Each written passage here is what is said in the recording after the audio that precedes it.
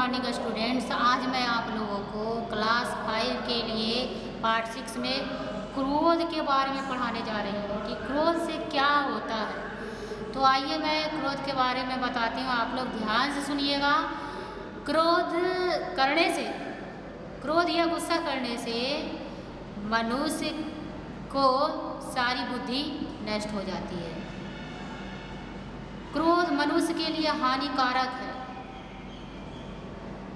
इसीलिए क्रोध से हम लोगों को बचना चाहिए।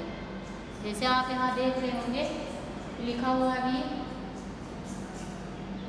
क्रोध उन्हीं को आता है जिनमें विषम परिस्थितियों से लड़ने की क्षमता रखता है।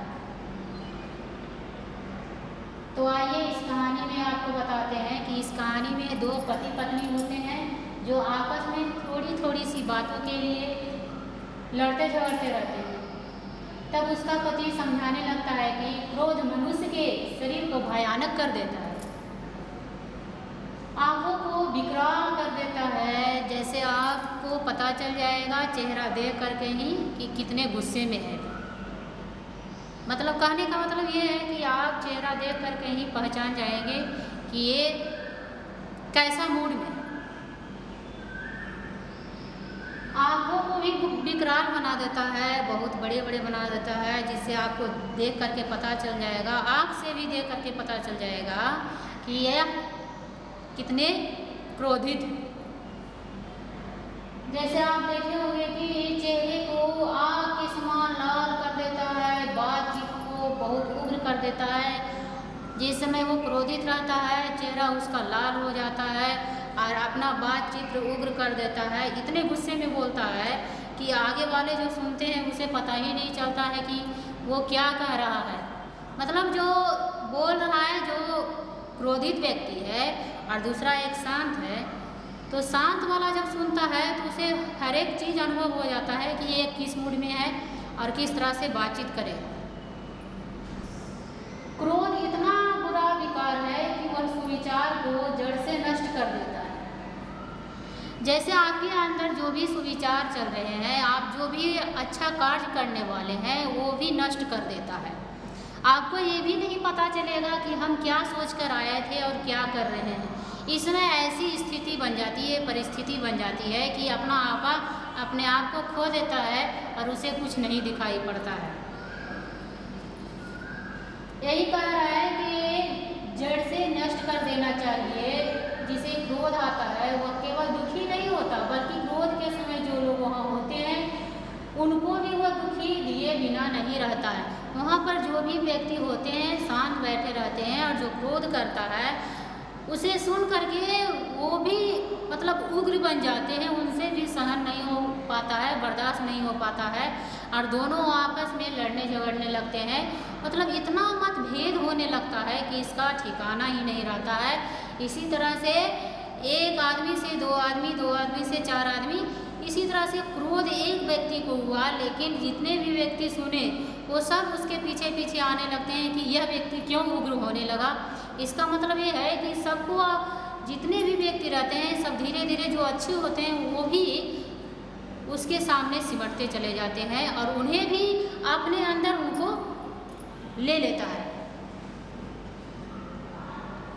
क्रोधी यानी बुरे विकारों का शिकार होता है, उसमें दुख भी है, द्वेष भी है। द्वेष का मतलब होता है कलह और उतावलापन भी होता है कि जो क्रोधित व्यक्ति होते हैं अपने आप को सोचते हैं कि कोई भी कार्य है, सभी लोग तो अपना समय से ही करते हैं, लेकिन जो उग्र व्यक्ति होता है, क्रोधित व्यक्ति होता है, जो अपने आप को समय से पहले करने के लिए सोचता है, उसको ये भी नहीं पता चलता है कि मेरा समय क्या है और हम क्या कर रहे हैं। वो सबको हटाते हुए आगे बढ़ जाता है और अपना काम उतावलापन दिखा करके करना शुरू कर देता है। इसी तरीके से पता चलता है कि यह व्यक्ति कि कैसा है। उसके बाद है कि मनुष्य को क्रोध जब आता है तो उसी को सबसे अधिक क्लेश मिलता है, उसी को सबसे अधिक हानि भी होती है। इसीलिए अपने वाणी को अच्छे ढंग से बोलना चाहिए और बर्दाश्त करने की क्षमता रखना चाहिए, संयम करने की क्षमता रखना चाहिए, जिसे आप स्वयं ही धीरे धीरे शांत हो जाइएगा। अगर आपको बर्दाश्त करने की क्षमता नहीं है, अपने वाणी को रोकने की क्षमता नहीं है, उतावलापन दिखाना है, तो जो भी है आप स्वयं अपने आप को तो खत्म कर लीजिएगा। साथ साथ जो भी व्यक्ति बैठे हुए हैं उनको भी अपने आप में समेट लीजिएगा। जिसे क्रोध आता है वह केवल दुखी नहीं होता, बल्कि क्रोध के समय जो लोग वहाँ बैठे होते हैं वो भी क्रोधित हो जाते हैं। इसीलिए कहा गया है कि मनुष्य को हमेशा वाणी का संयम रखना चाहिए और समय देखते हुए बोलना चाहिए, उतावलापन नहीं दिखाना चाहिए, थोड़ी थोड़ी सी बातों में गुस्सा नहीं होना चाहिए जो दूसरे को खराब लगे। सुनकर भी खराब लगता है। कुछ ऐसे व्यक्ति भी होते हैं जो क्रोध को शांत करने वाले भी होते हैं। आप जितना भी क्रोधित हो जाएं लेकिन वो शांत बैठे रहते हैं। फिर भी जो क्रोध होता है वो अपने आप में शांत व्यक्ति को भी अपने आप में मिलाना चाहता है। तो आप इससे बचें कि हम शांत व्यक्ति हैं, अपने आप को पहचाने कि हम कैसे व्यक्ति हैं। हम शांत हैं तो शांत में ही बनाए रखें, उसके मतलब समीप आने की कोशिश ना करें। अगर उसके सामने जो भी व्यक्ति बैठा हुआ है वो भी उग्र नहीं हो तो वो धीरे धीरे बोलते बोलते शांत हो जाता है। लेकिन कभी भी देखिएगा जो व्यक्ति उग्र होता है उसके सामने जो भी रहता है वो अपने आप को शांत नहीं कर पाता है, बर्दाश्त नहीं कर पाता है, उसमें उतना क्षमता नहीं होता है रोकने का। जो रोक ले इसीलिए वो भी धीरे धीरे सब उसी में क्रोधित व्यक्ति में ही समाता चला जाता है।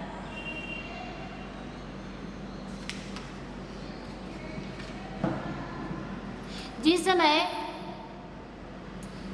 इसीलिए क्रोध को बिल्कुल छोड़ देना भी अच्छा नहीं। किसी को बुरा काम करते देख रहे हैं मान लिए तो उसे पहले मीठे शब्दों में समझाने का प्रयत्न करें, कोशिश करें।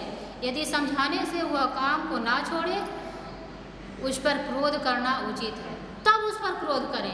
अगर उस समझ जाता है तो उसको फिर कुछ करने की आवश्यकता नहीं है।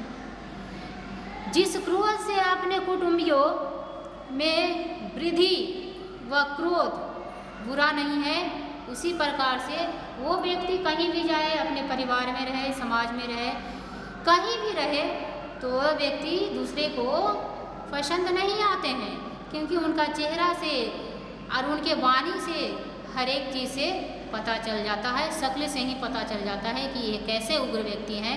तो इसीलिए क्रोध को छोड़ने के लिए सबसे पहले आप शाकाहारी भोजन का प्रयोग करें, तामसी भोजन का प्रयोग नहीं करें। तामसी भोजन मीट मांस जो खाते हैं वैसे व्यक्ति को शरीर में ज़्यादा गर्मी होती है और कोई भी बात बोलने से पहले वह उग्र हो जाता है। इसीलिए आप लोग तामसी भोजन का प्रयोग नहीं करें, शाकाहारी बिल्कुल शुद्ध शाकाहारी भोजन का ही प्रयोग करें, जिससे आपके वाणी में संयम, बर्दाश्त करने की क्षमता आ जाए।